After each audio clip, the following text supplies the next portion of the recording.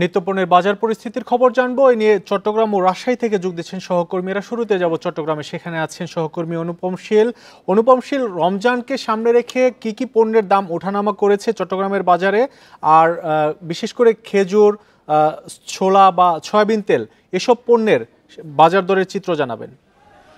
চলতি বছর খেজুর এবং ছোলার বাজারে কিছুটা স্বস্তি আমরা লক্ষ্য করেছি, তবে তেলের বাজার কিন্তু একেবারেই আমরা গত প্রায় 2 মাস ধরে দেখছি যে নানাভাবে একটা অস্বস্তিকর পরিস্থিতিতে আছে। আমরা এখন চট্টগ্রামের খাতুনগঞ্জে আছি। এখানেও আসলে এসে যেটি দেখছি যে বিভিন্ন দোকানগুলোতে, বিশেষ করে যে সমস্ত জায়গায় পাইকারি তেল ডিলাররা আছেন যারা, তাদের কাছে বেশিরভাগ দোকানে বোতলজাত যে তেল সেটি নেই, এবং সেক্ষেত্রে তারা যেটি বলছেন যে মূলত বিভিন্ন যারা তেলের মিলার আছেন বা যারা তেল রিফাইন করেন, তারা নানা শর্তে তাদের কাছে তেল বিক্রি করছেন। এর মধ্যে তেলের সাথে সুগন্ধি চাল, বেসন, ডাল এই ধরনের পণ্য কিনতে বাধ্য করেছেন, যে কারণে অনেক ব্যবসায়ী তারা এই বোতলজাত তেল কিনতে পারছেন না বা কিনছেন না, এবং এটি একটি বাজারে বড় ধরনের ক্রাইসিস তৈরি করেছে। এর বাইরে আমরা গত কয়েকদিনে, অর্থাৎ শুরু থেকে আমরা দেখছিলাম যে গত প্রায় 1 মাস ধরে চট্টগ্রামের খাতুনগঞ্জ বা অন্যান্য যে খুচরা বাজারগুলো আছে সেখানে কিন্তু কিছুটা স্বস্তি ছিল, কিন্তু গত 3 দিন ধরে আবার দেখেছি যে রমজানকে সামনে রেখে, বিশেষ করে আগামীকাল থেকে যেহেতু রোজা শুরু হচ্ছে, হঠাৎ করে এই অস্থির হয়ে উঠছে। বিশেষ করে কাঁচা সবজির যে বাজারগুলো আছে, বিভিন্ন শাকসবজির দাম, প্রত্যেকটি শাকসবজির দামই কেজি প্রতি 10 থেকে 20 টাকা পর্যন্ত বেড়ে গেছে।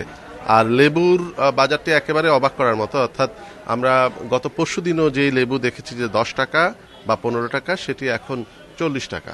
অর্থাৎ রমজানে যেহেতু ইফতারের সময় লেবুটি একটু জরুরি বা একটু দরকার, সবার চাহিদাও বেশি থাকে, সেহেতু আসলে এই রমজানকে এই প্রেক্ষাপটে আমরা দেখছি যে এই লেবুর বাজারে এক ধরনের এটি আসলে কোনোভাবেই তারা মেনে নিতে পারছেন না যে হয়তো 2 দিনের ব্যবধানে দাম দ্বিগুণ 3 গুণ হয়ে যাওয়া। এক্ষেত্রে ব্যবসায়ীরা যেটি বলছেন যে আসলে এতদিন এক বস্তা লেবু যেখানে মূলত 1800 থেকে 2000-এর মতো লেবু থাকে, তারা 4000 টাকা 4500 টাকার মধ্যে কিনতে পারলেও এখন সেই লেবু 14000 টাকা বস্তা হয়ে গেছে পাইকারি বাজারে, অর্থাৎ যেখান থেকে তারা সেগুলো সংগ্রহ করে।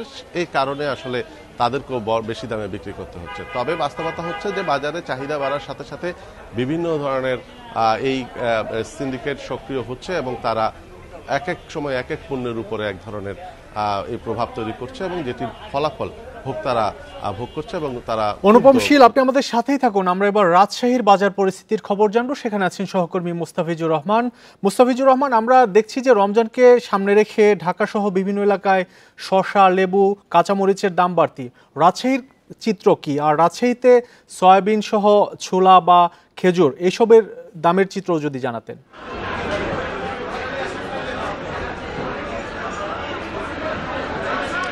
দেখুন, গেলবারের রমজানের তুলনায় এইবারের যে আসন্ন রমজান, সেটির পার্থক্য হচ্ছে যে এবার ছোলার দামটি বাড়েনি, এবং দেখা গেছে যে মানভেদে ছোলার দাম 5 থেকে 10 টাকা কমেছে। এছাড়া অন্যান্য পণ্যর কথা যদি বলা হয়ে থাকে তাহলে রাজশাহীতে কিন্তু ঠিক একই চিত্র। রমজান আসলেই রমজানের যে প্রয়োজনীয় পণ্যগুলো রয়েছে সেগুলোর দাম বৃদ্ধি হবে। ঠিক এবারও কিন্তু আমরা দেখেছি যে গতকাল রাত থেকে ঠিক একই প্রবণতা দেখা গেছে, এবং যে লেবুটি রাজশাহীতে গত 2 দিন আগেও বিক্রি হয়েছে 20 টাকা 25 টাকা হালি, সেটি কিন্তু আজকে আমরা সকালেও দেখেছিলাম যে কোনো কোনো জায়গায় 40 টাকা বিক্রি হচ্ছিল, এবং যত সময় গড়াচ্ছে দাম যেন ততই বাড়ছে। এখন রাজশাহীর বাজারে বিক্রি হচ্ছে 60 টাকা হালি তারা লেবুটি বিক্রি হচ্ছে। এবং বেগুনের কথা যদি বলা হয়ে থাকে, যে বেগুনটি আমরা দেখেছিলাম গত 2 দিন আগে 20 থেকে 25 টাকা কেজি বিক্রি হয়েছে, আজকে সেটি 40 থেকে 45 টাকা, কোথাও 50 টাকা বিক্রি হচ্ছে। একইভাবে শসা 20 টাকা কেজি শসা, সেটি কিন্তু আজকে সকালেও আমরা দেখেছিলাম 45 থেকে 50 টাকা কেজি বিক্রি হয়েছে, সেটি এখন বিক্রি হচ্ছে 60 টাকা, এবং সামনে হয়তো সময় গড়ালে দামটি আরও বাড়বে।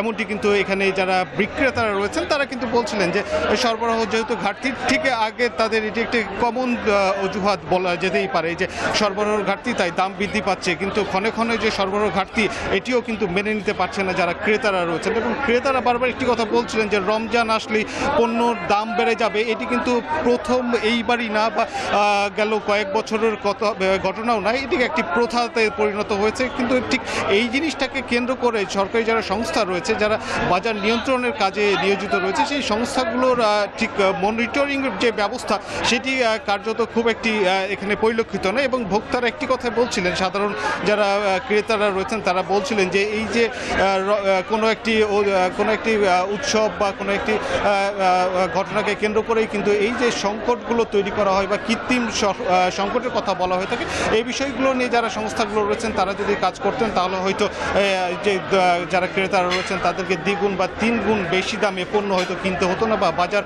পরিস্থিতি নিত্য পণ্যের বাজার পরিস্থিতির খবর রাজশাহী এবং চট্টগ্রাম থেকে জানাচ্ছিলেন আমাদের সহকর্মীরা।